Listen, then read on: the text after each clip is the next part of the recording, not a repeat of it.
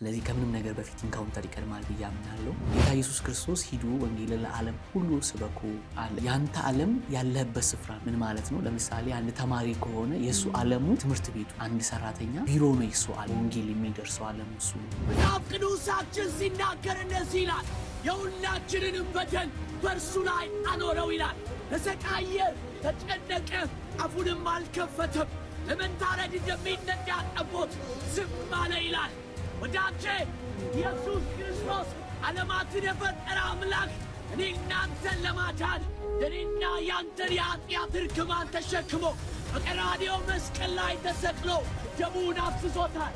ከምንም በፊት እግዚአብሔር በሰው ዘንድ ተቀባይነት እንድናገኝ የምንናገረው ቃል በሰዎች ሕይወት እንዲኖረው ጸጋን የሚሰጥ እግዚአብሔር ያለ ሚዲያ በዚህ ዘመን ስልክ የሌለው የለም፣ የማይጠቀም የለም፣ ሚዲያ ላይ የማይጠቀም ሰው የለምና ከዚህ ቀደም የነበሩት ይታሰሩ ነበር፣ ብዙ ነገር ይሆኑ ነበር፣ አባቶች ብዙ ነገር ሆኖ አልፈዋል እና አሁን ላይ ደግሞ ነፃነት ራሱ ትልቅ ተግዳሮት ነው። እያንዳንዱ ሚዲያዎቻችንን ለወንጌል እውነት ማዋል ይችላል። ኢየሱስ ለእኔ ፍቅር ነው፣ ፍቅርን ያወቅኩበት፣ ፍቅርን የተረዳሁበት፣ መኖርን ጣዕም ያገኘሁበት፣ የህይወቴ ምዕራፍ የተቀየረበት። አንዳንዴ ቁጭ ብዬ አስባለሁ፣ ኢየሱስን ባላገኝ ምን ሆን ነበር? ኢየሱስ ወደ ህይወቴ ባይመጣ ነው። ኢየሱስ ባይመጣልን ምን ነው? አሁን ያገኘነውን ሰላም፣ አሁን ያገኘነውን እረፍት፣ አሁን ያገኘነውን ነፃነት ያገኘነው ክርስቶስ ለኛ የሆነውን ሁሉ ነው። እሱ ታሞኛ ነፃነትን አገኘ። መጽሐፍ ሲናገር በሱ ቁስል ተፈወሳችሁ አይደለም? ከሱ የወጣችው የደም ነጠብጣብ ነች እኛ። ከሱ የተቆረሰው ስጋ ነው እኛን ሙሉ ያደረገ።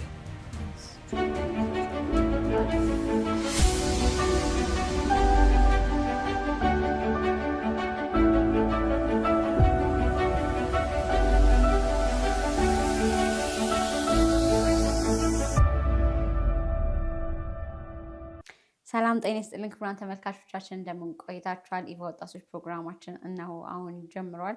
ዛሬ እንግዲህ የምንገኘው ከፊራ ጋር ነው።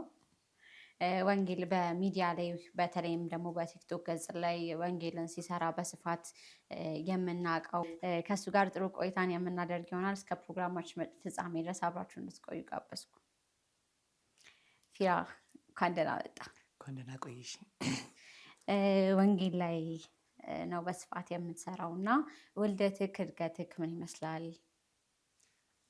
እሺ፣ በመጀመሪያ ይህን እድል ስላገኙ እጅግ አድርጌ አመሰግናለሁ። የድሎች ሁሉ ባለቤት እግዚአብሔር ነው። እግዚአብሔርን እጅግ አድርጌ አመሰግናለሁ። በመቀጠል ደግሞ እናንተን አክብራችሁ እንግዳችሁ እንደሆን ስለጠራችሁኝ እጅግ አድርጌ አመሰግናለሁ። ፊራኦል ተስፋውን እባላለሁ። ተወልጄ ያደግኩት አዳማ ከተማ ነው። አገልግሎትም የጀመርኩት እድገቴም ሁሉ ነገር አዳማ ነው። የአዳማ ልጅ ነኝ። እንግዲህ ይህን ይመስላል ውልደቴም እድገቴም አዳማ ከተማ ነው። መልካም። እንግዲህ ፊራ የምናውቅህ ያው ቲክቶክ ላይ ፊራ በደንብ ቀለል እንድናወራ የወጣቶች ፕሮግራም ስለሆነ እንደምናውቀው እንግዲህ አዳማ ነው ተወልደ ያደግከው ነግረህናልና ቤተክርስቲያን መስርተ ክርስቶስ ቤተክርስቲያን ነው የምታገለግለው። ወንጌል በመስራት ነው የምትታወቀውና አንተ ወንጌል የገባ ካጋጣሚ ይመስላል። እሱ እናውራና ወደ ሰፊው ነገር እንሄዳለን። እሺ፣ መልካም። ያው የወንጌል አገልግሎት የገባኝ ወይ ደግሞ የወንጌልም አገልግሎት የጀመርኩት ፌሎሺፕ ላይ በተማሪ ህብረት አገልግሎት ውስጥ ሆኜ ነው። ተማሪ ህብረት ውስጥ በማገለግልበት ጊዜ ላይ እግዚአብሔር አምላክ የወንጌልን ሸክም በውስጥ ያኖረ። በእርግጥ አዳማ ከተማ ላይ ከኔ የቀደሙ ሲኒየር በወንጌል አገልግሎት የሚያገለግሉ ወንድሞች ነበሩና እነሱን አያቸው ነበረ። እኔ ሃይስኩል በመማር ጊዜ ጎዳናዎች ላይ የወጡ ወንጌል ሲመሰክሩ አያቸው ነበረ። ከዚያ ከነሱ ጋር ህብረትን የማድረግ እድል አገኘው። ከነሱ ጋር ህብረት በማደርግበት ጊዜ ይበልጡኑ የወንጌል ሸክም በልቤ ላይ እየጠነከረ መጣ። ምንጊዜም ያው ህብረት ወሳኝነት አለው እና በመንፈሳዊ ህይወትና እድገት ውስጥ የምንውልበት ህብረት የምናደርግበት ነገር በመንፈሳዊ ህይወታችን ላይ ትልቅ አስተዋጽኦ አለው እና ከወንጌል ሰባኪያን ጋር ህብረት ማድረግ ጀመርኩ። ከዚያ የወንጌል ሸክም ውስጥ እግዚአብሔር አምላክ አኖረ። ከዚያ በኋላ በዚያ መንገድ የወንጌልን አገልግሎት ጀመርኩ። ደስ ይላል በጣም።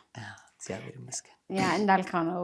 ወንጌልን ለመስራት ምንም ለማለትም ያለንበት ሁኔታ ያለንበት ቦታ በዙሪያችን ያሉ ሰዎች ማተር ያደርጋሉ። ሰው ይሄን ያህል ከተጨዋወትን ቀደም ብዬ ግን አንድ ነገር ተማሪ ነህ? ያ ተማሪ ነኝ። ከወጣት ነክ እና ወጣት የሆነ ተጽዕኖ ያደረገብህ ይመስለኛል። የሆነ ቤቢ ፌስ ነው ያለክና ምን ይመስላል ክላስ ላይ ነገና ተማሪ ነክና በዚህ ተማሪነትክ ወንጌል እንደዚህ በምንሰራበት ሁኔታ ውስጥ ትምህርት ቤት ውስጥ እንዲሁም ደግሞ በአካባቢ ያሉ ሰዎች ተጽዕኖ የማድረግ ነገር የለም ወይ? አንተን እንደ ልጅ ማየት ወንጌል ስትሰራ የዚህ አይነት ተጽዕኖ አልደረሰብህም ወይ?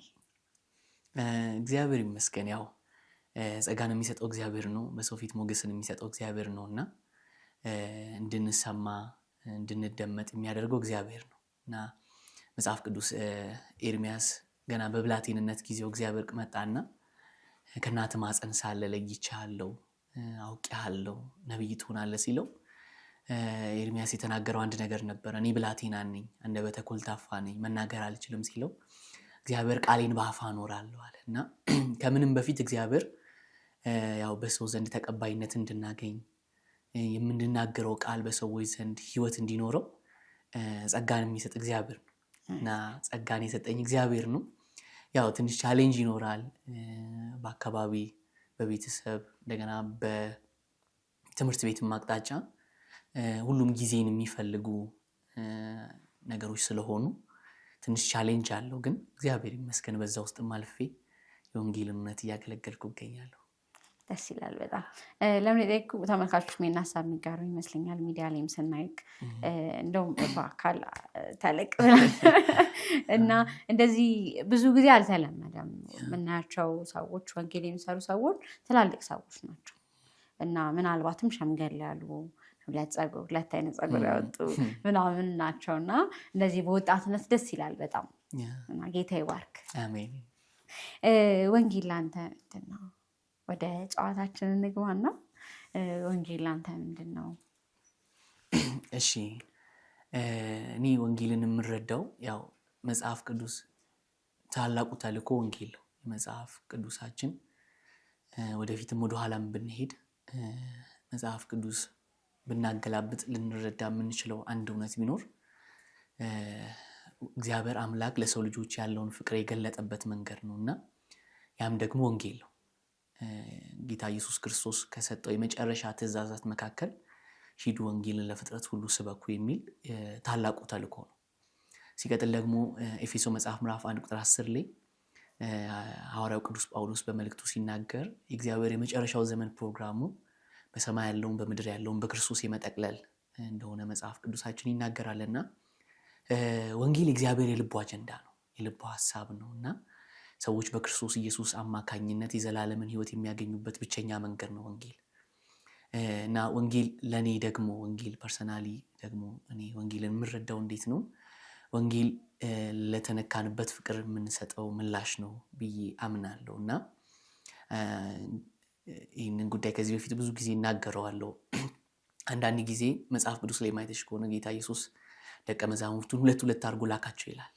ሂዱ መስክሩ ብሎ ላካቸው ይላል እና መጡ፣ በጣም ተደሰቱ። ከተወሰነ ምዕራፍ በኋላ ግን ካዱ ይላል እና ግን ፍቅር በልባቸው ሲገባ፣ ትክክለኛ የክርስቶስ ፍቅር በልባቸው ሲፈስ ግን በነገስታት ፊት ክርስቶስን አሳልፈው በሰጡት በገደሉት ፊት ቆመው የክርስቶስን አዳኝነት ሲናገሩ ነበርና ይሄ ምንድነው? ወንጌል የተነካንበት ፍቅር የምንሰጠው ምላሽ ነው ብዬ አምናለሁ። አንድ ሰው በልቡ የእግዚአብሔር ፍቅር ሲገባው ሲነካበት የሚሰጠው ምላሽ ነው። እግዚአብሔር አደረገልኝ፣ ይሄ ነው በእኔ ህይወት የሆነው ብሎ የሚናገረው ምላሽ ነው ብዬ አምናለሁ። ወንጌል የምረዳው በዚህ መንገድ ነው። እኔ ደስ ይላል በጣም። እኔም ያንተን ሀሳብ እጋራለሁኝ። ወንጌል እንዳልከው ነው፣ እንደገባን የምንኖረው ህይወት ነው። የሆነ ሰው ባብራራው ሳይሆን ራሳችን እንደገባ እንደተረዳ ነው። ከዛን ደግሞ መጽሐፍ ቅዱስ ወንጌልን እንደሚለው የምንኖረው ህይወት ነው። ወንጌል ዕለት ተዕለት በህይወታችን ውስጥ የምንተገብረው ህይወት መሆን አለበት ብዬ አስባለሁኝ።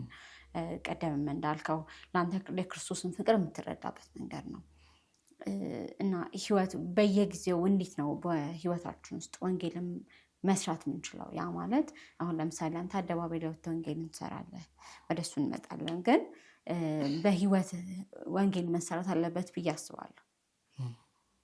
ያ ማለት በየጊዜው አሁን ለምሳሌ ትምህርት ቤት፣ ስራ ቦታ፣ ዕለት ተዕለት ባለን ህይወት ውስጥ ወንጌል ይሰበካል። ወንጌል መጽሐፍ ቅዱስ ይዘን በአደባባይ ብቻ ስለተናገረን አይደለም።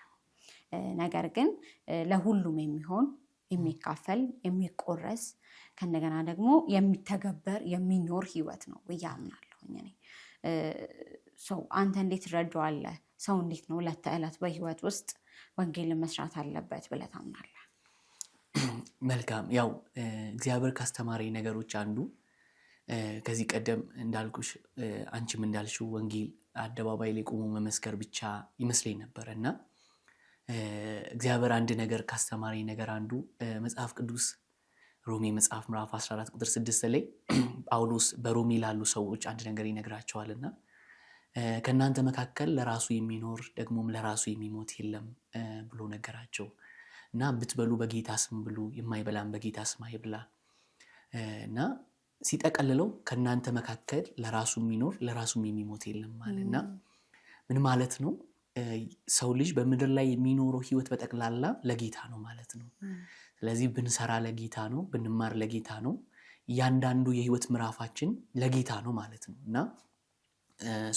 ባለንበት የህይወት ምልልስ ውስጥ ሆነን ባለንበት ስፍራ ባለንበት አካባቢ ወንጌልን መመስከር እንችላለን። አንድ ሰው ሲናገር እንደዚህ አለና ጌታ ኢየሱስ ክርስቶስ ሂዱ ወንጌልን ለዓለም ሁሉ ስበኩ አለ እና ያንተ ዓለም ያለህበት ስፍራ ነው ብሎ ተናገረ።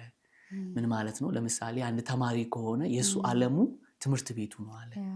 አንድ ሰራተኛ ቢሮ ነው የሱ ዓለም፣ በወንጌል የሚደርሰው ዓለም እሱ ነው ብሎ ሲናገር ሰማሁትና ያ ትክክል ነው ብዬ አምናለሁ። የእያንዳንዳችን ዓለማችን ያለንበት ስፍራ ነው፣ ያለንበት አካባቢ ነው ብዬ አስባለሁ። አካባቢያችንን በወንጌል መድረስ ስንችል፣ ሰፈራችንን በዙሪያችን ያሉ ማህበረሰቦችን በወንጌል መድረስ ከቻልን ዓለምን ደረስን ማለት ነው እና ያ ነው እኔም እንደዚያ ብዬ አምናለሁ። ወንጌል ባለንበት ሁኔታ ባለንበት አካባቢ ባለንበት ስፍራ ላይ መስራት ያለብን ነገር ነው። የግድ ህይወት ራሱ አንድ ወንጌል ነው።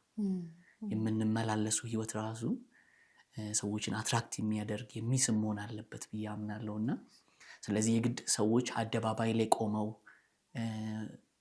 ያ ጥሩ ነው፣ አበረታታለሁ። ግን ያ ብቻ አይደለም። ምናልባት ትምህርት ቤት ውስጥ ስንማር ሊሆን ይችላል፣ በአካባቢያችን በስራችን ውስጥ ሊሆን ይችላል። አጠገባችን ላሉ ወንድሞቻችን እናቶቻችን የወንጌልን እውነት ማጋራት እንችላለን ብዬ አምናለሁ።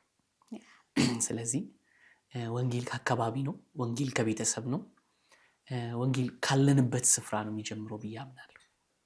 መልካም፣ በጣም ልክ ነህ። እኔ ይህንን ሁላችን የምንጋራው ሀሳብ ነው ብዬ አስባለሁኝ። ምክንያቱም ሰው ወንጌልን ለወንጌላውያን ብቻ ሰጥተን የምንቀመጥበት የሆነ ነገር ተፈጥሮብናል ጭንቅላታችን ላይ እንዳልኩህ ነው ቅድምም እና አሁን ወደዛ ላመጣክ ስለሆነ ነው።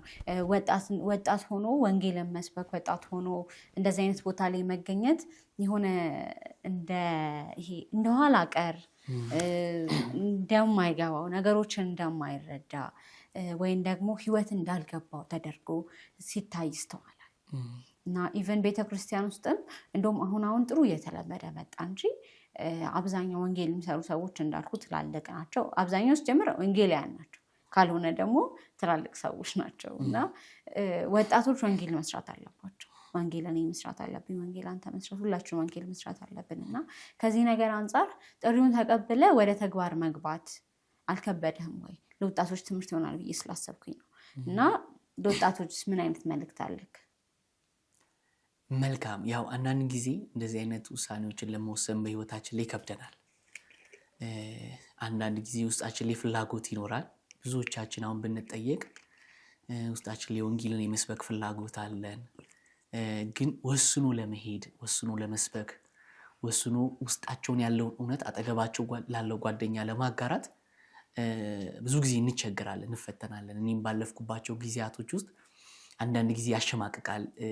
ኢቭን የሆነ አሕዛብ መካከል ተቀምጠሽ አንቺ ፕሮቴስታንት መሆንሽ ራሱ እንዲታወቅ የማንፈልግባቸው ጊዜያቶች ነበሩና የሆነ ጴንጤ ከተባለ የሆነ ሰዎች ጀጅ የሚያደርጉን የሚገፉን ነገር ይመስለንና ከያዝነው እውነት ይልቅ በዙሪያችን የከበበውን ህብረት በዙሪያችን ያሉ ሰዎችን ላለማስከፋት ስንል ብዙ ጊዜ የምንደብቅበት ጊዜ አለና አንዳንድ ጊዜ እኔ የሚያጋጥሙኛል ብዙ ልጆች መስበክ ይፈልጋሉ መናገር ይፈልጋሉ ግን ደግሞ መናገር እንዴት እንዳለባቸው አያውቁም ሲቀጥል ደግሞ ይፈራሉ ፍርሃት አለ ከዛ በቃ የያዙትን እውነት በልባቸው እንዲያዙት ይቀራሉና ምን አምናለው ሰው እንዳልኩሽ ነው ቅድም ወንጌል የተነካንበት ፍቅር ምላሽ ነው መነካት ከሌለው ወንጌል አይሆንም መነካት ከሌለው ወንጌል ወይ ደግሞ የሸመደድነውን ወይ ያጠናነውን ነው ለሰዎች የምናጋራው ግን እግዚአብሔር በህይወታችን የሰራው ነገር ካለ እግዚአብሔር በህይወታችን ያደረገው ነገር ካለ ያንን ለሰዎች ለመናገር አናፍርም አንደብቀውም ታስታውሺ እንደሆነ መጽሐፍ ቅዱስ ጳውሎስ ዕውቀት አለው በሰዓቱ ገማሊያ ከሚባል እግር ስር ቁጭ ብሎ የተማረ ነው እና ምጠቅሳቸው ምቆጥራቸው የሥጋ ትምክህቶች ብዙ አሉኝ አለ ግን ያ ዕውቀቱ ያ በህይወቱ ላይ የነበሩት እነዛ ትምክህቶቹ ወጥቶ ስለ ክርስቶስ አዳኝነት እንዲመሰክር አላደረገው እና ልክ ግን ምዕራፍ 9 ላይ ያቺ ኢንካውንተር ያቺ መነካት ግን ህይወቱን ቀየረች እና ብዙ ዋጋ እየከፈለ እንግዲህ አስቢ አዲስ ኪዳንን በብዛት ማለት ይቻላል መልእክቶችን የጻፈልን ሐዋርያው ቅዱስ ጳውሎስ ነውና ይሄ ሁሉ ነገር እንዴት ሆነ አንዳንድ ጊዜ መጽሐፍ ቅዱስ ላይ ጳውሎስን በኢየሩሳሌም እስራት ይጠብቃል እባክህ ጳውሎስ አትሂድ ሲሉት እኔ እስከ ስራት አይደለም የተመለከትኩት በቃ ህይወቴን እስከ መስጠት ድረስ ነው ተመልክሼ እየተጓዝኩ ያለሁት ይላልና ይሄ ሁሉ እንዴት ሆነ ጳውሎስ ዕውቀት በነበረው ጊዜ ይሄ ነገር ውስጡ ላይ አልነበረም አይሁዳዊ በነበረ ጊዜ ሮማዊ በነበረ ጊዜ ብዙ ትምክህት በነበረው ጊዜ ጳውሎስ ይህን ሁሉ ነገር አላሰበም እንዴት አሁን ይሄ ሁሉ ነገር በህይወቱ ላይ ሆነ ስንል ኢንካውንተር መነካት በቃ ያ በደማስቆ የነበረው መነካት ጳውሎስ እንዲሆን የሆነውን ነገር ሁሉ እንዲያደርግ ያደረገው መነካት ነው እና ሲጠየቅም የሚመልሰው ምላሹ ያ ነበረ እኔ አሳዳጅ ነበርኩ በቅናት ብዬ ቤተክርስቲያን አሳድድ ነበር አለ ግን አለ የተነካውበትን መነካት ግን አወቀ ያኔ በደማስቆ የነበረው ብርሃን ያ መነካት ነው ወጥቶ በየአደባባዩ እንዲመሰክር አቅም የሆነው ብዬ አስባለሁና ለዚህ ዘመን ወጣት መመክረው ውስጣቸው ላይ ማገልገል ፍላጎት ላላቸው ውስጣቸው ላይ ያለው ጥቂት ነገር ለወንድማቸው አጠገባቸውና በዙሪያቸው ላሉ ሰዎች ማጋራት ለሚፈልጉ ሰዎች መምከር የምፈልገው ነገር ምን ከምንም ነገር መነካት ይቀድማል ኢንካውንተር ይቀድማል በህይወት ላይና ስንነካ እውነት ፈልገን አይደለም ምንናገረው በቃ የተነካንበት ውስጣችን የተነካበት ነገር ሳንፈልግ በቃ እንድንናገር ያደርገናልና ስለዚህ ከምንም ነገር በፊት ኢንካውንተር ይቀድማል ብዬ አምናለሁ ስለዚህ ይሄ ወጣት ከእግዚአብሔር ጋር ያለውን ፌሎሺፕ ቢያጠነክር ያ ነው ለወንጌል አገልግሎት ትልቅ ግብአት የሚሆነን የቆየንበትን የሰነበትንበትን የዋልንበትን ነው የምንናገረው እኔ ከአንቺ ጋራ ያለኝ ትውውቅ ነው ስላንቺ በቦልድነስ እንድናገር የሚያደርገኝ ስላንቺ ባህሪ ስላንቺ ማንነት ማላቀውን ነገር በሰዎች ዘንድ ሄጄ መናገር አልችልም ለዛ ነው ምስክሮች ትሆናላችሁ ሲል መጽሐፍ አንድ ሰው ፍርድ ቤት ቀርቦ ምስክር የሚሆነው ያየውን የሰማውን ዳኛውም የሚጠይቀው ነበርኩ በቦታው ላይ ሁኔታው ያ ነገር ሲፈጠር ነበርኩ ምን ማስረጃ አለክ እውነታ እየተናገርክ እንዳለ ነው የሚለውና ጌታ ኢየሱስ ምስክሮች ትሆናላችሁ ሲለን የሆነ ማናቀው ነው እውነት ያልተረዳነው እውነት ወጥተን እንመሰክራለን ማለት አይደለም የዋልንበትን ከጌታ የተማርነው የሰማነውን ነገር ነው ወጥተን የምንናገረውና ሰው መቆየት መነካት ከእግዚአብሔር ጋር ፌሎሺፕ ማድረግ ከምንም ይቀድማል ብዬ አምናለሁ በጣም ልክ ነህ ብዙ ጊዜ ምንድነው ብዙ ነገሮች ክፍተት የሚፈጠሩት ያልተኖረ ሲወራ ያልታየ ሲነገር ነውና በህይወታችን ውስጥ ኤክስፒሪየንስ ያደረግነው ነገር ከሆነ በኮንፊደንስም ይሆነናል ብዬ አስባለሁ ምክንያቱም የምናውቀው ነገር ነው የምናወራው ኦሬዲ የኖርነው ነገር ነው ለኛ የደረሰን ለኛ የገባንን ነው የምናወራውና ይሄ ለወጣት ትልቅ ትምህርት ነው ተመልካቾች እንግዲህ ከዚህ ብዙ እንደሚማሩ አስባለሁኝ ሚዲያው ላይ ትንቀሳቀሳለህ ወንጌል እየሰራና ያህለን ሚዲያው ላይ ጥሩ ትንቀሳቀሳለና ይሄን አሁን ያለው የቴክኖሎጂ ዘመን ነው አሁን ያለው የዲጂታል ዘመን ነው ይሄ ሀቅ ነውና ይሄንን እንዴት ነው ወደ ወንጌል ማምጣት ወይም ደግሞ ለወንጌል በጎ ተጽዕኖ እንዲሆን ማድረግ የምንችለው ያው ሚዲያው ሁሉም ነገር አለው የመጣው ሁሉም ነገር ይመጣልና ይሄን ነገር እንዴት ነው ለወንጌል እንዲሆን አድርገን መዋጀት የምንችለው? እሱን ሀሳብ እናንሳ። እሺ መልካም። በዚህ ነገር ያለኝ መረዳት ምንድን ነው? አንዳንድ ጊዜ በተለይ ኢትዮጵያዊ እዚህ ሀገር ያለን ሰዎች ብዙ ነገርን ጀጅ በማድረግ እንታወቃለን እና አንዳንድ ነገሮችን እንመለከትና ይሄ ነገር መጥፎ ነው፣ ይሄ ነገር ትክክል አይደለም። ያ አብዛኞቹ ነገሮች ማንቀበላቸው ነገሮች ትክክል ያልሆኑ ነገሮች አሉ። በእርግጥ ግን ደግሞ አንዳንድ ነገሮች ደግሞ ለመልካም መጠቀም እየቻልን ለወንጌል እውነት ማዋል እየቻልን ማንጠቀማቸው ብዙ መንገዶች አሉ እና ደግሞ የዚህ ዘመን ሰው ደግሞ አብዛኛው የማህበራዊ ሚዲያ ተጠቃሚ ነው እና ብዙ ሰው ጊዜውን የሚያጠፋው ጊዜውን የሚያሳልፈው በሚዲያ ነው ብዬ አስባለሁ። እና እነዚህን ኦፖርቹኒቲዎች ደግሞ ለወንጌል እውነት መጠቀም እንችላለን ብዬ አስባለሁ። መጽሐፍ ቅዱስም ሲናገር ዘመኑን ዋጁ ይላል። ቀኖች ክፉዎች ናቸው፣ ዘመኑን ዋጁ።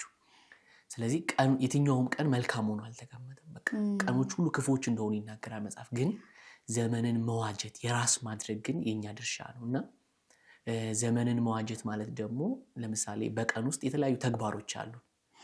በሚዲያ የምናሳልፋቸው ተግባሮች ይኖራሉ። በተለያየ አይነት ተግባሮች ውስጥ እንሰማራለን እና ዘመንን መዋጀት ማለት በየዘመኑ የሚመጣውን ነገር ለትክክለኛ ዓላማ ለበጎ ዓላማ ማዋል ማለት ነው እና መጠቀም እንችላለን። ያለንን ሚዲያ በዚህ ዘመን ስልክ የሌለው የለም፣ ስልክ የማይጠቀም የለም፣ ሚዲያ ላይ የማይጠቀም ሰው የለም እና እያንዳንዱ ሚዲያዎቻችንን ለወንጌል እውነት ማዋል እንችላለን ብዬ አስባለሁ። ባለንበት ሁኔታ ውስጥ የግድ አሁን ወንጌል ሲባል ምንድን ነው ይሄ የሆነ መጽሐፍ ቅዱስ ጥቅስ ጠቅሶ ብቻ አይደለም። ለምሳሌ በመዝሙር የሚነካ ሰው ሊሆን ይችላል። በቃ የምንዘምራቸው መዝሙሮች የሰዎችን ሕይወት ሊቀይሩ ይችላሉ እና እኔ በጣም ከድሮ ከምሰማቸው ምስክርነቶች አንጻር በጣም የቀደሙ አባቶች ወጥተው ገና ወርሺፕ ማድረግ ሲጀምሩ በቃ ብዙ ሰዎች መጥተው ጌታን ይቀበላሉ። ወርሺፕ እየተደረገ ማለት ነው እና ወንጌል ማለት የሆነ መጽሐፍ ቅዱስ ጥቅስ ጠቅሶ የክርስቶስን አዳኝነት መመስከር ብቻ አይደለም። ለምሳሌ ወርሺፕ በማድረግ የተለያዩ ነገሮችን መንገዶችን በመጠቀም የወንጌልን እውነት ለሰዎች ማጋራት እንችላለን ማለት ነው እና እጃችን ላይ ያሉትን ነገሮች በመጠቀም የወንጌልን እውነት ለሰዎች ማጋራት እንችላለን ብዬ አምናለሁ። እንዳልከው ነው ዘመኑን እንድንዋጅ መጽሐፍ ቅዱስ አስረግጦ ይነግረናል እና በዚህ ዘመን ላይ ደግሞ እኛ ካልሰራን ብዙ የሚሰሩ አሉ እንደምናውቀው እና በጣም በብዙ እየተጉ ነው ሌሎቹ። እንደውም ማናስበው ሁሉ አዳዲስ ነገሮች እየመጡ ነው እና የወንጌል አማኙ ቁጥር አሁን ላይ ጥሩ ነው። ጥሩ ብዙ ሰው ወንጌል እየሰማ ነው፣ በአንድም በሌላ ወንጌል እየተነገረ ነው። ግን በቂ ነው ብዬ አላስብም። ስለዚህ ወንጌል አማኞች እንግዲህ ይህንን ፕሮግራም የምትከታተሉ ተመልካቾች ሚዲያ ላይ በተለይ ሚዲያ ላይ ያለን ሰዎች ወንጌል አማኝ የገባንን ወንጌል ለሌሎች ማካፈል መቻል አለብን። እንዳልከው ነው ግዴታ ኢየሱስ ያድናል ብቻ አይደለም። ኢየሱስ እንዳዳነው ሰው በመኖርም ወንጌል ይሰማል። ሚዲያዎቻችን ላይ ሪፖስት የምናደርጋቸው ነገሮች ከእንደገና ደግሞ በጓዳ ያለን ህይወት እያንዳንዱ የምናደርጋቸው ነገሮች ወንጌልን የሚሰብኩ ናቸው እና ይህን ሚዲያውን ለወንጌል ካልተጠቀምነው ለሌላ ነገር የሚጠቀመው አካል አለ። ስለዚህ በዛው ትውልድን ማዳን በዛ ትውልድን መታደግ በጣም በስፋት ይቻላል እና ይህንን ወጣቶች እዚህ ላይ በደንብ እንድትሰሩ እንደው አደራ ለማለት እንወዳለን። እንግዲህ ወንጌልን በተለያየ መንገድ ይሰበካል እና ብዙ ጊዜ መንገድ ላይ የሚሰበኩ መንገድ ላይ ወንጌል ስርጭት የሚሰሩ ሰዎች ሲወቀሱ ብዙ ነገር ሲባሉ ሲነቀፉ እናስተውላለን እና ስለዛ ነገር ምን ትላለህ? የገጠመክ ነገርስ የለም ወይ? መንገድ ላይ ወንጌል በምትሰራበት ሰዓት እንግዲህ አንድ ቦታ ብቻ አይደለም ብዙ ቦታ ነው እየተዟዟርክ ወንጌልን የምትሰራው እና ያንን በምትሰራበት ጊዜ ላይ ያጋጠመክ ነገር የለም ወይ? ያው ብዙ ገጠመኝ ያጋጥመናልና የወንጌልን እውነት ያው አደባባይ ላይ ይዘን ስንወጣ ብዙ አይነት ሰዎች አሉ። ያው ይዘን የወጣነውን እውነት የማይቀበሉ ብዙ አይነት ሰዎች ያጋጥሙናልና አንዳንድ ጊዜ ምን ኤክስፔክት እናደርጋለን? የሆነ ነገር ይዘን ስንመጣ ሰዎች ቶሎ አክሴፕት የሚያደርጉን ይዘን የመጣንላቸውን እውነት ቶሎ የሚቀበሉን አይነት ነገር ይመስልናልና ብዙ ሰዎች እንደዚህ አደባባይ ላይ ወጥተው የተወሰነ ጊዜ አገልግለው ምናምን ቶሎ እንትን የሚሉበት ምክንያት አንዱ ውጪ ላይ ያለው የሰው ፊድባክ የሰው ምላሹ ነውና ጌታ ኢየሱስ ደቀ መዛሙርቱን ለመጨረሻ ጊዜ አገልግሎቱን በሚጨርስበት ታይም ላይ ከነገራቸው ነገሮች አንዱ ዓለም እኔን አልተቀበለችኝምና እናንተ ልትቀበል አትችልም ነው አላቸውና ምንድነው አንዳንድ ጊዜ ወንጌልን ይዘን ስንወጣ ሁሉም ሰው ይቀበለናል ሁሉም ሰው ያመጣነውን እውነት ይሰማናል ይወደዋል ብለን አይደለም ያው እኛ ያዝነውን እውነት ለሰዎች ለማጋራት ነው እኛ ውስጥ የገባውን ፍቅር ለሰዎች አምነውበት ደግሞ ከዘላለም ህይወት ተካፋዮች እንዲሆኑ ነውና በጣም ብዙ አይነት ፊድባክ አለ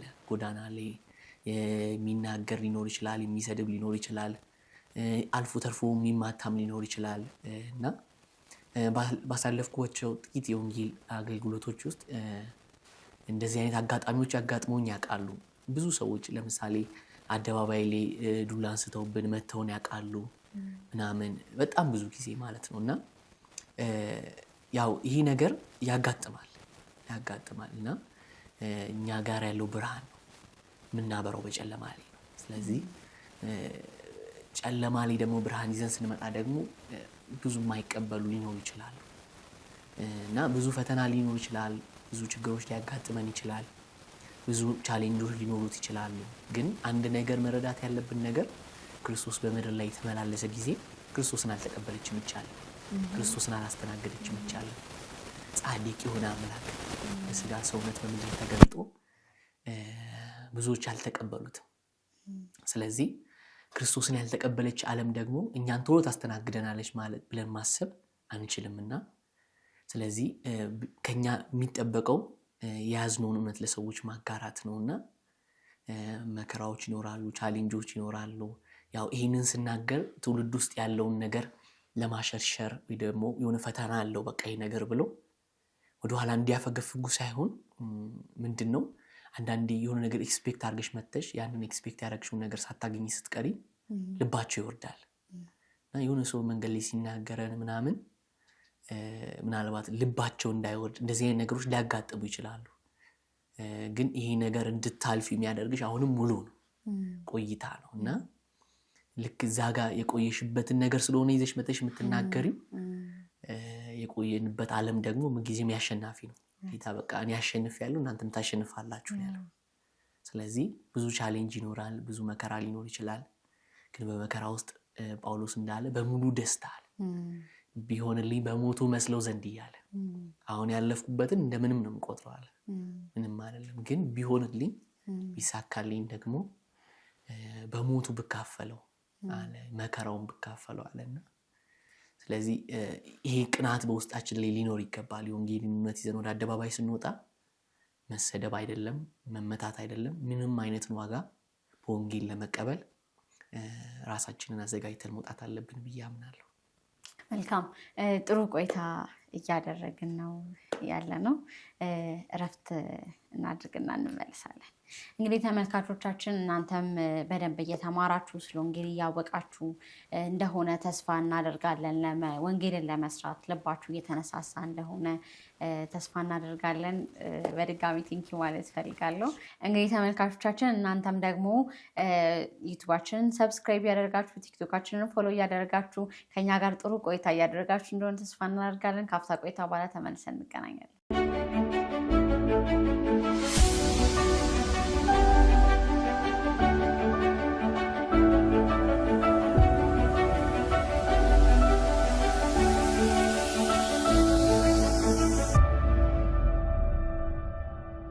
እንግዲህ ተመልካቾቻችን ካፍታ ቆይታ በኋላ ተመልሰን ተገናኝተናል አሁንም ጭውውታችን የሚቀጥል ነው የሚሆነው መቼም ወንጌል ስለ ልጁ ነው ስለ ኢየሱስ ክርስቶስ ነውና ስለ ወንጌል አንስተን ስለ ኢየሱስ አለማውራት አንችልም ኢየሱስ ለአንተ ምንድነው ኢየሱስ እንዴት ታብራራዋለህ እሺ ያው ኢየሱስ ለኔ ያው እንደዚህ ብለን መግለጽ አንችልም ስለ ኢየሱስ አውሩ ብንባል ጌታም እንዳለው መጽሐፍ ሁሉ ስለኔ ይናገራል ብሏልና ስለ ኢየሱስ እንደዚህ ብሎ የሆነ ቃል መግለጽ አይቻልም። ግን ኢየሱስ ለኔ በቃ የመኖሪያ አቅሜ ነውና የመኖር ህልውና ያለበት እየቀጠልኩ ያለሁበት እየሰነበትኩ ያለሁበት ብቸኛ የመኖሬ ምክንያት ኢየሱስ ነው። እና በቃ ኢየሱስ ትክክለኛ ፍቅርን የተረዳንበት ፍቅር ምን እንደሆነ የገባን እግዚአብሔር አምላክ ለሰው ልጆች ያለውን ፍቅር የገለጠበት ብቸኛ መንገድ ነውና በቃ ኢየሱስን ሳስብ ሁሉ ጊዜ ለማገልገል ትጋት እንዲሆነኝ ይበልጥ በቃ አሁን ከሮጥኩት በላይ እንድሮጥ የሚያደርገኝ እውነት ቢኖር ኢየሱስ ስለኔ የሆነው ነገር ኢየሱስ ለኔ ከፍለውን ዋጋ ማለት አንድ ጥሩ አቋም ላይ ያለ ጥሩ ደረጃ ያለ ሰው መጽሐፍ ሲናገር እንደዚህ ይላል ሮሜ ምዕራፍ 5 ላይ ለጻድቅ ሰው የሚሞት በጭንቅ ይገኛል አለ ለቸር ሰው የሚሞት በጭንቅ ይገኛል አለ ክርስቶስ ግን ገና ኃጢአተኞች ሳለን ስለኛ ሞተ ይልና መጽሐፍ እንደዚህ ይላል እግዚአብሔር ለኛ ያለውን ፍቅሩን ያስረዳናል ይላልና ምናልባት ጥሩ ማንነት ኖሮን ቢሆን ጥሩ ምልልስ ኖሮን ቢሆን ጥሩ ባህሪ ኖሮን ቢሆን ክርስቶስ የሞተልን ምናልባት ትንሽ መልካም ነገር ነበራቸው እንዲወደዱ እንዲመረጡ ይባል ነበር። ግን በበደላችን በኃጢአታችን ሙታን በነበርን ጊዜ ማንንም ሊመርጠው ማንንም ሊወደው የማይችለውን ማንነታችንን የወደደው ኢየሱስ ብቻ ነው። እና ይህን ፍቅር እንዴትም አድርጌ ላብራራው አልችልም። በጣም የምወደው አንድ ቃል አለና ትንቢተ ኢሳይያስ መጽሐፍ ምዕራፍ 53 ላይ ኢሳይያስ ስለ ክርስቶስ ሲናገር ስለሚመጣው መሲህ ሲናገር እንደዚህ አለ የሰማነውን ነገር ማን አምኗል? እግዚአብሔርስ ክንድ ለማን ተገልጧል? በፊቱ እንደ ቡቃያ ከደረቀ መሬት እንደ ሥር አድጓል፣ መልክና ውበት የለውም። ማለት ይህ ሁሉ የሆነው ስለኛ ነው፣ ስለማንም አይደለም። መላእክቶች ሊያዩት የማይደፉትን መልክ ቀንና ሌሊት በፊቱ የሚወድቁለትን ያንን መልኩን ትቶ ስለኛ ግን የባሪያን መልክ ያዘ። ኢቭን አይተነው እንኳን ወደው ዘንድ ሰዎች አይተውት እንኳን የሚመርጡት አይነት ደምግባት ያልነበረው እና ይሄ ሁሉ ስለኛ ነው። ይሄ ሁሉ ፍቅር ነው። ፍቅር ግድ ስላለው እኛን ለማዳን ለኛ ለህይወት ለመስጠት ነውና ኢየሱስ ለኔ ፍቅር ነው። ፍቅርን ያወቅኩበት ፍቅርን የተረዳሁበት የመኖርን ጣዕም ያገኘሁበት ነው እና የህይወቴ ምዕራፍ የተቀየረበት። አንዳንዴ ቁጭ ብዬ አስባለሁ ኢየሱስን ባላገኝ ምን ሆን ነበር? ኢየሱስ ወደ ህይወቴ ባይመጣ ኖሮ ኢየሱስ ባይመጣልን ምን እንሆን ነበር? አሁን ያገኘነውን ሰላም አሁን ያገኘነውን እረፍት አሁን ያገኘነውን ነፃነት ያገኘነው ክርስቶስ ለኛ የሆነውን ሁሉ ሆኖ ነው። እሱ ታሞኛ ነፃነትን አገኘን። መጽሐፍ ሲናገር በሱ ቁስል ተፈወሳችሁ አይደለም የሚለው? ከሱ የወጣችው የደም ነጠብጣብ ነች እኛን። ከሱ የተቆረሰው ስጋ ነው እኛን ሙሉ ያደረገን። ጎደለው ማንነታችንን የሞላውና ክርስቶስ ወደ ምድር ባይመጣና ለሰው ልጆች የሚገባውን ዋጋ ባይከፍል ኖሮ ዛሬ እኔና አንቺ እንደዚህ ቁጭ ብለን አናወራም። ዛሬ እያንዳንዳችን የምናየውን ሰላም አናገኝም ነበርና በክርስቶስ ያገኘነው የሆነልን ብዙ ነው እና ክርስቶስ ለኔ ፍቅር ነው፣ የመኖሬ ትርጉም ነው እና ብቻ የክርስቶስ ፍቅር በቃ እንዲህ ብለን አናብራራውም። መጽሐፍ ሲናገር ርዝመቱ ጥልቀቱ ስፋቱን ከመታወቅ በላይ ነው ይላል። የክርስቶስ ፍቅር ማንም የክርስቶስ ፍቅር እንዲህ ነው አይልም። በቃ የበራችልንን ነው የምንናገረው፣ ጥቂት ያወቅናትን ክርስቶስ በቃ በህይወታችን የሆነው ነው እንጂ የክርስቶስ ፍቅር ከመታወቅ በላይ ነው። አንዳንዴ ወንጌል ወተን ስንመሰክር አምላክ እንዴት ሰው ይሆናል የብዙዎች ጥያቄ፣ እኛም ገብቶን አይደለም። ግን አምላክ ለሰው ልጆች ያለውን ፍቅሩን የገለጠበት መንገድ ነው። እኛም ተረድተነው አይደለም። እንዴት እውነት ነው። እንኳን አምላክ የሰማይና የምድር ፈጣሪ ይቅርና ጥሩ ስልጣን ላይ ያለ ጥሩ ቦታ ላይ ያለን ሰው ካለበት ቦታ ውረድና ከሆኑ ተራ ሰዎች ጋር ዋል ብትዩ ምርጫው አይደለም። ግን ፍቅር ነው። መጽሐፍ ፍቅር ግድ አለው ነው የሚለው። ምንም አይደለም ክርስቶስ ስለኛ የሆነውን ሁሉ የሆነው እና ክርስቶስ ፍቅር ነው። እኔ መናገር የምችለው ነገር ቢኖር ክርስቶስ ፍቅር ነው። ክርስቶስ በቃ እያንዳንዱ መጽሐፍ ሲናገር እንዲህ አይነት ሊቀ ካህን አለን ይላል። ወደ ሰማያት ያረገ እንዲህ አይነት ሊቀ ካህን አለን ይልና በስጋ ከኃጢአት በቀር በነገር ሁሉ የተፈተነ እና የምናልፍበትን እያንዳንዱን ነገር የሚረዳ ምናልባት የሆነ ነገር ቢያምሽ የሆነ ነገር ህመም ቢሰማሽ እንዲህ አይነት እያመመኝ ነው ብትይኝ ህመሙን ፊል አላደርገው ምናምን ልልሽ ይችላል ነው እንዴ ምናምን ልል ይችላል። አንቺ በሚያምሽ ልክ እኔን አያመኝም። እና የትኛውም በዚህ ምድር ላይ ቤተሰቦቻችን ሊሆኑ ይችላሉ፣ ጓደኞቻችን፣ በዙሪያችን ያሉ ሰዎች እኛ የገባንበትን ችግር እኛ የታመምንበትን ህመም ፊል ሊያደርጉት አይችሉም። ኦኬ ነው እንዴ ምናምን ብለው ነገር እንትን ሊሉን ይችላሉ እንጂ እኛ በታመምንበት ህመም ልክ ውስጥ ሊገቡ አይችሉም።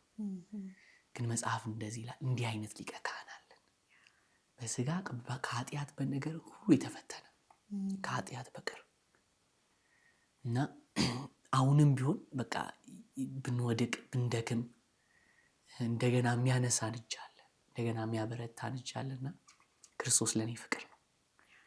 በቃ ወጥቼ የምናገረው ነገር ለሰዎች የምንለው እውነት ቢኖር ይሄ ነው፣ ኢየሱስ ይወዳችኋል። በቃ ሌላ እኮ ምንም አይደለም የምንናገረው፣ ኢየሱስ ይወዳችሁ ያለን እውነት ይሄ ነው። የበራልን ነገር ክርስቶስ እንደወደደን ነው። ክርስቶስ የወደደን ደግሞ ይሄ በቃላት በሚገለጽ ፍቅር አይደለም፣ ወዳቸዋለሁ አይደለም ያለን ኢየሱስ ፍቅሩን በተግባር ነው የገለጠልንና ክርስቶስ ለኔ ፍቅር ነው። ሰዎችን የምጠራው ወደዚህ ፍቅር ነው። ወንጌልም ፍቅር ነው። በቃ ወንጌል ክርስቶስ ለሰው ልጆች ያለውን ፍቅር ነው የምንናገርበት መንገድ ነው። ስለዚህ ለኔ ኢየሱስ ፍቅር ነው። እንከርማ አገላለጽ በጣም ልክ ነህ። አሁን ላይ እኔ ኢየሱስን ስናስብ ወንጌልን ስናስብ እንዳልከው ነው ኢየሱስ ክርስቶስ ለኛ ያሳየውን ፍቅር የምንገልጥበት ነው። ግን አሁንኛው ላይ ወንጌል ሲሸቀጥበት፣ ወንጌል ሲተረፍበት፣ ወንጌል ሲበላበት፣ ወንጌል ብዙ ነገር ሲኮንበት እናያለን። እንዴት ነው ወንጌል የሚሰበክ ብቻ አይደለም፣ ቀደም ብለናል፣ የሚኖርም ጭምር ነው። ወንጌል ግዴታ ወንጌል ለመስበክ ሰባኪ መሆን አይጠበቅብን። እንዳልኩን የገባን ፍቅር ነው፣ የተሆነልን ፍቅር ነው፣ የተከፈለልን ዋጋ ነውና ይህንን ኢየሱስ እዚህ ኢየሱስ ላይ ሌላ የሚቀየጥ ነገር ባይኖር ብቻውን በቂ ነው ማለት። አሁን ያብራራከው ፍቅር አላብራራውትም ባልክ በገባክ ልክ በዚህ በጥንጧ ነገር ያብራራህበት መጽሐፋችንንም ስናጠና እነ ጳውሎስ እነ ኢሳያስ አሁን በቃ አለን የሚል ገብቶናል ብሎ ባሰቡት ልክ አብራርተው እንኳን ያልጨረሱት ወደፊትም ማንም ቢመጣ አብራርቶ የማይጨርሰው ይህንን ወንጌል እያለ ሌላ ቅይጥ ሲጨመርበት እናስተውላለን። አሁን ላይ ያም ይመጣል ለሆድ ወንጌል ለሆድ የሆነ ነገር ለሆድ እና እንደዛ መሆን የለበትም። ወጣቶችም ይህንን ፕሮግራም የሚከታተሉ ወጣቶችም ቢሆኑ አንድ ማስተዋል ያለብን ነገር ቢኖር ብዬ የማስበው እኔ ይህንን ወንጌል የሚነገድበት አይደለም። ወንጌል አይነገድበትም። ወንጌል ፍቅር ነው፣ የተከፈለልን ዋጋ ነው፣ የተሰጠን የተገዛንበት ዋጋችን ነው። እኛን ራሳችንን እንደማንሸጥ ሁሉ ራሳችንን እንደማናራክስ ሁሉ ወንጌል እንደዛ ማድረግ የለብን። ወንጌል ፍቅር ነው እንዳልከው፣ ፍቅር የምታብራራበት መንገድ ነው። ፍቅር ለእኔ በገባኝ ልክ ለአንተ ማወራበት ነው። አንተ ደግሞ የተረዳከውን ያየከውን በህይወትህ በየእድሜያችን ልክ እግዚአብሔርን እጅ እናውቃለን። በየእድሜያችን ልክ የክርስቶስን ፍቅር እናውቃለን። ብዙ በህይወታችን ውስጥ ያለፍንባቸውን ነገሮች በፍቅሩ ሸሽጎ እናሳለፈን እናውቃለን። ይህንን ወንጌል ነው ልንናገር የሚገባው። በትክክል የተቀበልነውን ወንጌል ቅብብሎች ነው። ከዚህ ቀደም የነበሩ ሰዎች፣ ከዚህ ቀደም የነበሩ አባቶች በገባቸው ልክ ኖረውት አልፈው ለእኛ አቀበሉ፣ ወይም ደግሞ ከኛ ቀደም ላሉት አቀበሉ፣ እነሱ ደግሞ ተቀብለው ለእኛ አቀበሉ እና እኛ ጋር ሲመጣ ሊረክስ አይገባም። እኛ ጋር ሲመጣ ሊቀላ አይገባም። እኛ ጋር ሲመጣ አሁን ላይ ለወንጌልን ለመስራት ብዙ ነገሮች አመቺ ናቸው። ወንጌልን ለመስራት ብዙ ነገር የተደላደለ ነው። ወንጌል ሰራክ ተብለ ብዙ የምትሆነው ነገር የለም እንደቀደሙት ማለት ነው። በፊት ላይ በጌታ ነኝ ብሎ ለመናገር እንኳን የሚያስደፍር ሁኔታ አልነበረ። ይታሰሩ ነበር፣ ብዙ ነገር ይሆኑ ነበር። መጽሐፍ ቅዱስንም ስናጠና የምናገኘው ያንን ነው። እነ ዮሐንስ እነ ጳውሎስ ሁሉ የሚሆኑትን እናውቃለን። እና ወንጌል ብቻውን በቂ ነው። ወንጌል ምንም ነገር ሳይቀየጥበት በቂ ነው። ወንጌል ብቻውን ህይወት ይሆናል። ወንጌል ብቻውን ነገር ይለውጣል። ወንጌል ብቻውን ምንም ጭማሪ ብቻውን ንጹህ ወንጌልን ተቀብለናል፣ አቀብለናል ለኛ እና እኛም ደግሞ ከታች ደግሞ የሚቀበለን ትውልድ አለ። እኛ ዛሬ ላይ ለምንሰብከው ያላመኑት ብቻ አይደለም፣ አምነው በቤት ውስጥ ያሉ ጸንተው እንዲቆሙ ይሄ ወንጌል አስፈላጊ ነው እና ባንቀይጥ እላለሁኝ እኔ። ማለት ይሄ ወንጌል ብቻውን በቂ ነው አይደል? ምን ትላለህ በዚህ ዙሪያ? ምን ሀሳብ አለ? ማለት አሁን ላይ የምናስተውለው ነገር ነው። ብዙ ነገሮች ሲቀላቀሉ፣ ብዙ ነገሮች ሲቀየጡ እናያለን እና ይሄ ነገር ተገቢ ነው ብዬ አላስብም እንደኔ እና በዚህ ጉዳይ ላይ ሀሳብ አለ። እሺ፣ ያው በዚህ ሀሳብ ላይ ትክክል ነሽ። ወንጌል ስለ ኢየሱስ ብቻ ነው። ሐዋርያው ቅዱስ ጳውሎስ በመልእክቱ ላይ ወንጌላችን በስጋ ከዳዊት ዘር ስለሆነው እንደ ቅድስና መንፈስ ከሞት ስለተነሳው በኃይል ደግሞ እግዚአብሔር ልጅ ሆኖ ስለተገለጠው ስለ ኢየሱስ ነው ይላል። ስለዚህ ወንጌል ብለን አንስተን ሌላ ርዕስ ሊኖረን አይገባም። ወንጌላችን ኢየሱስ ብቻ ነው። ኢየሱስ ክርስቶስ ደግሞ በቃ መጽሐፍ ቅዱስ ራሱ ስናጠናው በቃ ጌታ ኢየሱስ አይሁዶች ፈሪሳውያን በቃ እየመጡ ብዙ ነገር ህግ ሲያነሱ ምናምን ሲያነሱለት ጌታ ኢየሱስ እንደዚህ ያላቸው የምታጠኑት መጽሐፍ ሁሉ ስለኔ ነው የሚናገረው አለ። ስለዚህ ሰው ዘፍጥረትን አጥንቶ የሚያገኘው ኢየሱስን ነው ማለት ነው። ወደ ኋላም ወደፊትም ኢየሱስ ብቻ ነው። ስለዚህ የወንጌል ዋና መልእክቱ ዋና ሐሳቡ ኢየሱስ ነው ብዬ አምናለሁ። ስለዚህ ከዚህ በኋላ ያለው ጄኔሬሽን ከዚህ አሁንም ያለው ጄኔሬሽን ርዕሳችን መሆን አለበት ብዬ ማስበው ኢየሱስ ብቻ ነው። ሰው ወንጌል ብሎ ወጥቶ ስለ ወንጌል ለመናገር ወጥቶ ስለ ሌላ ነገር ማውራት አለበት ብዬ አላስብምና ያው በህይወታችን ብዙ የሚያስፈልገን ነገር አለ። አሁን ሰይጣን በጣም ትልቅ እየሰራበት ነው ብዬ ማስበው ነገር የሰው ልጆችን ክፍተት፣ ደካማ ጎን ያንን ነገር እያሳየ ለዚያ ነገር እንድንኖር ነው እያደረገን ያለነውና አይደሽ ከሆነ አሁን ላይ የኑሮ ውድነት አለ። ሰው ሁሉ በኑሮ ውድነት እየተጨነቀ ነው። ቤቱን ኑሮውን ምናምን እንዴት መምራት አለብኝ ብሎ እየተጨነቀበት ያለው ሰዓት ነውና ልክ ጉባኤ ውስጥ ሲገባ በቃ ሆን ብሎ ሰይጣን ምን ኤክስፔክት አድርገን እንድንሄድ ያደርገናል። የሆነ በቃ ከዚህ አይነት ሁኔታ ውስጥ ፈልቅቆ የሚያወጣንን ነገር ብቻ። ለምሳሌ በቃ ገንዘብ የሚፈልግ ሰው ከሆነ ጉባኤ ውስጥ ያለው የሆነ ጆሮቹ የሚከፈቱ ስለ ገንዘብ ከተወራ እና በዚህ ዘመን ደግሞ የኑሮ ውድነት አለ፣ ገንዘብ የማይፈልግ ሰው የለምና ስብከቶቻችን መስመር እየለቀቁ ይመጣሉና ሰው ኢየሱስን ማዕከል ቢያደርግ ብዬ አስባለሁ። በዘመን መካከል ኢየሱስን ፈልጎ የጎደለ የለም። ተርቦ መሞት ለወንጌል ጠግቦ ከሞተው ይልቅ ስኬት ነው ብዬ አስባለሁ እና ምንም ቢሆን የያዝነውን እውነት ይዘን ስለ ክርስቶስ መሆን ያለብንን ነገር ሁሉ ብንሆን ይሻላል። ስለዚህ ወንጌል የሚጨመር የሚቀነስም ነገር የለም። ወንጌል ኢየሱስ ብቻ ነው። ስለዚህ ወንጌላችን ስለ ኢየሱስ ብቻ መሆን አለበት ብዬ አስባለሁ። እግዚአብሔር ይመስገን ደግሞ በዚህ ዘመን ደግሞ አሉ እግዚአብሔር የእውነትን ወንጌል ይዘው የወጡ መጽሐፍ ሲናገር ሐዋርያው ቅዱስ ጳውሎስ በፊልጵስዩስ መልእክቱ ላይ እንደዚህ አለና አንዳንዶች ለጥቅም ይሰብካሉ አለ። አንዳንዶች ደግሞ በእኔ ላይ ስራትን ለማብዛት ወንጌልን ይሰብካሉ አለ እና ሀሳቡን ሲዘጋው እንደዚህ አለ፣ በአንድም ሆነ በሌላ ክርስቶስ ኢየሱስ ይሰበካል አለ እና ያው በብዙ አይነት ኢንቴንሽን በወንጌል እውነት ወደ አደባባይ የሚወጡ ሰዎች ሊኖሩ ይችላሉ። ግን በአንድም በሌላም ትክክለኛ የሆነው ኢየሱስ የሰዎችን ህይወት ሊነካና ሊለውጥ የሚችለው ኢየሱስ መሰበክ አለበት ብዬ አምናለሁ። ስለዚህ የወንጌል ማዕከሉም የክርስቲያን ህይወቱም ኢየሱስ ነው። ወንጌል ብቻ አይደለም ስለ ኢየሱስ፣ ህይወታችን በቃ ለኢየሱስ ነው። ምንም አማራጭ የለም። ሌላ አማራጭ ምንም ፈጥሮ መንገድ የለም። እና የክርስትና ህይወት ትርጉም የሚኖረው ክርስቶስን ማዕከል ያደረገ ሲሆን ነውና ትክክል ነው ብዬ እኔ ማምናለሁ። በዚህ እንደመሰለ አሁን ላይ ኢየሱስ ራሱ ተሰብኮ የሚያልቅ አይደለም ማለት እኔ በዚህ ሀሳብ አምናለሁ። ማለት ሌላ ነገሮች ሁሉም መጽሐፍ ስለ ኢየሱስ ያወራል አይደል? ይሄ ሁሉም ነገር ስለ ኢየሱስ የሚያወራ ከሆነ ተጨማሪ ደባል ነገር አያስፈልግም። በቃ ኢየሱስ ብቻውን መንገስ ይፈልጋል። ኢየሱስ ብቻውን መናገር ይፈልጋል። ለዛም ይመስለኛል ኢየሱስ ብቻውን ከተነገረ ለውጥ ይመጣል። ኢየሱስ ብቻውን ከተነገረ ሰው ህይወት ውስጥ ዘልቆ የመግባት አቅም አለው።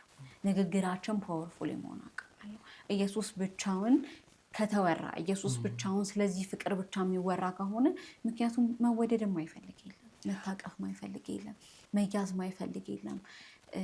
ዓለም አድካሚ ነች ማለት በብዙ ድካም ውስጥ ነው ያለው ሰው። በብዙ ነገር ብዙ ልብ የሚያወርድ ብዙ የሚያዝል ብዙ አቅም የሚያሳጣ በብዙ ነገር ውስጥ ተገቦ ያለ ባለበት ሁኔታ ውስጥ ልክ ኢየሱስ ይባል ፍቅር የሆነ አቃፊ ያዢ ተንከባካቢ ሲያገኝ ልቡ ሊረጋ በቃ ሰላም ሊሆን የሚችልበትን መፍትሄ አግኝቶ እምቢኝ የሚል ሰው ያለ አይመስለኝም። የጠላት አሰራር እንዳለ ሆኖ ማለት ነውና መልካም የሚሰሩ አሉ፣ ቀጥታ ወንጌሉን የሚሰብኩ አሉ። አንዳንዶች ደግሞ ለመስማት እንኳን እንዳይጋብዝ አድርገው ደግሞ የሚናገሩ አሉ። እና ከዚህ ነገር መማር አለብን፣ ይህን ነገር ማስተካከል አለብን ብዬ አስባለሁ። እነዚህን ነገሮች ኢየሱስ ብቻውን ካወራን፣ ኢየሱስን ብቻውን ከተናገርን፣ ስለ ኢየሱስ ብቻ ካወራን፣ እውነተኛውን የነጠረውን ወንጌል መስበክ ከቻለ ሰው ህይወት ውስጥ ለውጥ መምጣት ይችላል። ሰው ህይወት ውስጥ ፍሬ ማፍራት ይችላል። ፓወርፉል ነው ንግግር። ኢየሱስ ስትል ራሱ የሆነ ግሬስ አለው፣ ገብቷል፣ ሞገስ አለው። እና ይሄ ስም ብቻውን በቂ ነው እና ሌላ ነገር አንቀይጥ፣ ሌላ ነገር አንጨምር። በትክክል ወንጌልን የሚሰሩ ሰዎች ደግሞ ጌታ አብዝቶ ይባርካቸው። ተባረኩ። ማለት አደባባይ ላይ ወንጌል መስራት ቀላል ሊመስል ይችላል፣ ግን ብዙ ቻሌንጅ እንዳለው የሚታወቅ ነገር ነው እና ወንጌል የኔ አደራ ነው፣ ወንጌል ያንተ አደራ ነው እና ወንጌልን ሳስብ ዱላ ቅብብሎሽ አስባለሁ። ዱላ ቅብብሎሽ አይተህ ከሆነ ትምህርት ቤት ልጅ ሆነን እንደዛ አይነት ነገር አለ እና የሆነ አልፈ መንካት የለብንም። በቃ በስነስርዓት እንደተሰጠ አድርገው ነው ቀጣይ ሰው መቀበል ያለበት እና ወደዚህ ከመጣ ውጪ ነው የሚሆነው፣ ከሩጫ ውጪ ነው የሚሆነው፣ ህግ ይጥሳል። እና አልፈን ባንመጣ እንደተቀበልን የተቀበልነው ንጹህ ወንጌል ለቀጣይ ማቀበል ብንችል፣ እንደዛ ሲሆን ህይወታችን ላይም ትልቅ ለውጥ ይመጣል ብዬ አስባለሁ። ነገራችንን ጨዋታችንን ወደ መጠቃለል እንሂድና ወደፊት ምን በወንጌል ዙሪያ ምን የመስራት እቅድ አለ ወይም ደግሞ ቢሆን ብለህ የምታስበው ቤተክርስቲያን ለወንጌል መስጠት ያለባት ትኩረት ለወጣቶችም ያለ መልእክት ካለ እድሉ ልስጥና እንጠብቃለን። እሺ መልካም። ያው እንደ እግዚአብሔር በጎ ፈቃድ ከዚህ በኋላ የምናስባቸው አገልግሎቶች ይኖራሉ። እግዚአብሔር ቢረዳን ደግሞ በተለይ በሚመጣው ዓመት ደግሞ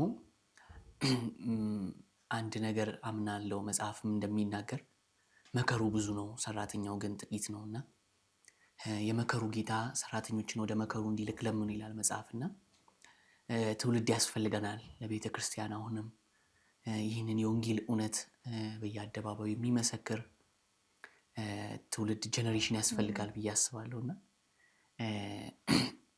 ስለዚህ ትውልድን የማብቃት ስራዎችን እንሰራለን።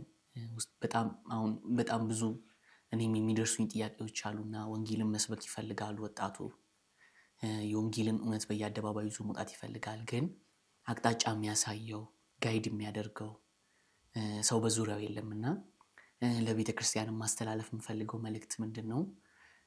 ይህን ትውልድ የማብቃት ስራ ብንሰራ ሁሉም ውስጥ እግዚአብሔር ፕሮግራም እንዳስቀመጠ አምናለሁ።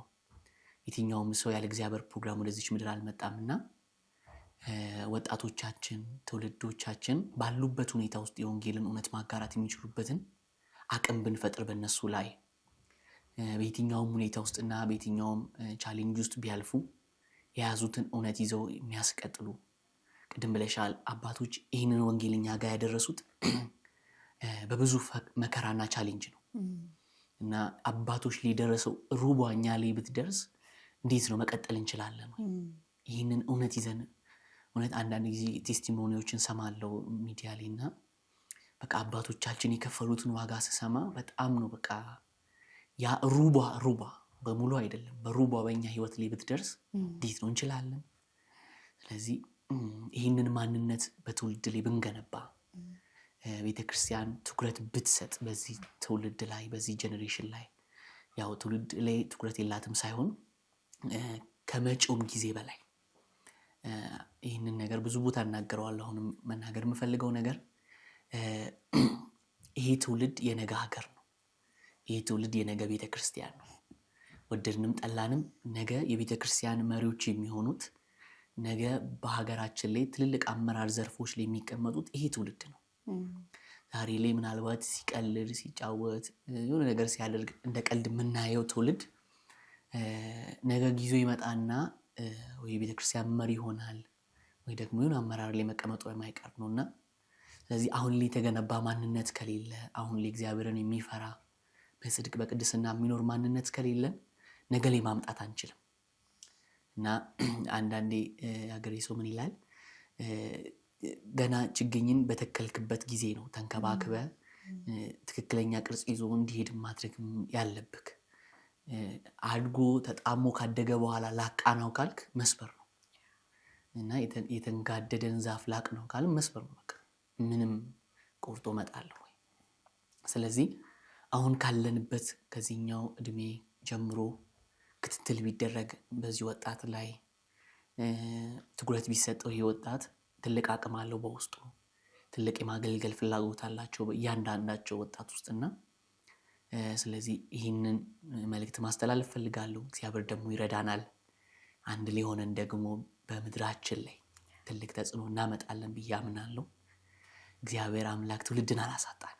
ጌታ ይመስገን። እኔ አሁን በጣም ነው ደስ የሚለኝ በየአደባባዩ በጣም ብላቴኖች ገና 4 ዓመት 5 ዓመት 6 ዓመት የሆኑ ህፃናቶች በቃ ኢየሱስ ያድናል ይላሉ ይወጡናና በጣም ነው ደስ የሚለኝ እንደዚህ አይነት ነገሮችን ስመለከትና አሁንም ከዚህ በላይ መስራት ከቻልን ከዚህ በላይ ለትውልድ ትኩረት መስጠት ከቻልን ትልቅ ተጽዕኖ ማምጣት እንችላለን ብዬ አምናለሁና አምናለሁ ከተወሰኑ ዓመታት በኋላ ላይ በመድራችን ላይ ወንጌላችን ድል አድርጎ ገዝቶ አሸንፎ ብዙ ወንጌል አማኞች በስተው እግዚአብሔር የልቡ መሻት አርፎ ደግሞ በምስጋና ደግሞ እንደምንገናኝ አምናለሁ። እና ምን ጊዜም አሁንም የቤት ስራ ነው።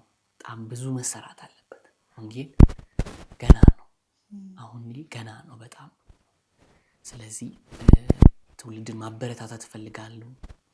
ወንጌልን እንዲመሰክሩ ባሉበት ሁኔታ ውስጥ ባሉበት አካባቢ ላይ የወንጌልን እውነት እንዲያጋሩ ትውልድን መምከር እፈልጋለሁ። እግዚአብሔር ረዳናል። ደግሞ በሚመጡት ዓመታት ደግሞ ትልቅ ስራዎችን እንሰራለን አንድ ላይ ሆነን ጌታ ይረዳናል። ይሄንን ነው ማለት የምፈልገው። መልካም እንግዲህ እኛም በጣም ደስተኛ ነን እንደዚህ አይነት ሸክም ያለው ትውልድ መኖሩ። በእኛ ዘመን አሁን ላይ ቻሌንጆች በየጊዜያቸው ይለያያሉ። ማለት ከዚህ ቀደም የነበሩት ይታሰሩ ነበር፣ ብዙ ነገር ይሆኑ ነበር፣ አባቶች ብዙ ነገር ሆኖ አልፈዋል እና አሁን ላይ ደግሞ ነፃነት ራሱ ትልቅ ተግዳሮት የሆነብን ይመስለኛል።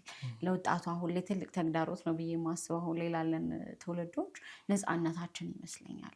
ምክንያቱም እንደፈለግን ነው ምን ሆኖ የፈለግነው እናደርጋለን። ከእንደገና ሚዲያው አለ። ሚዲያው ራሱን የቻለ ተጽዕኖ አለው።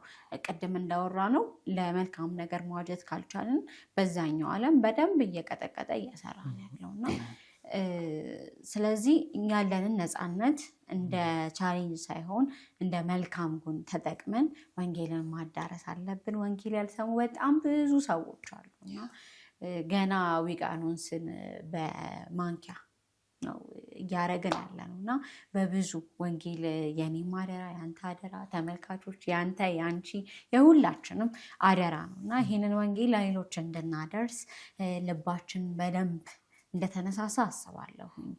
በጣም ወጣት ነህ። በዚህ ወጣትነት ለጌታ እንደዚህ መሮጥ ለጌታ ያለ ልብ ለወንጌል ያለ ልብ በጣም የሚያስገርም ነውና በድጋሚ ተባረክ ማለት ፈልጋለሁ። ያብዛልን።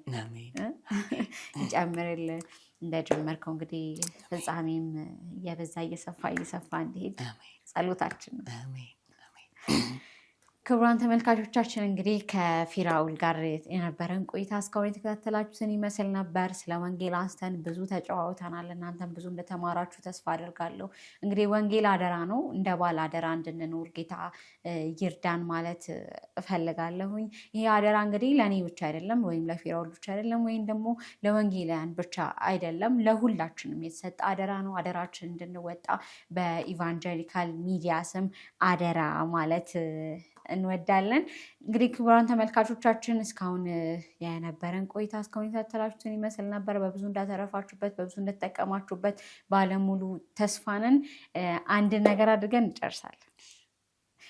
እሱ ምንድነው? ኢቫንጀሊካል ሚዲያ ኢትዮጵያ ወንጌል አማኞች አብያተ ክርስቲያናት ካውንስል አንድን ቻሌንጅ አስጀምሯል።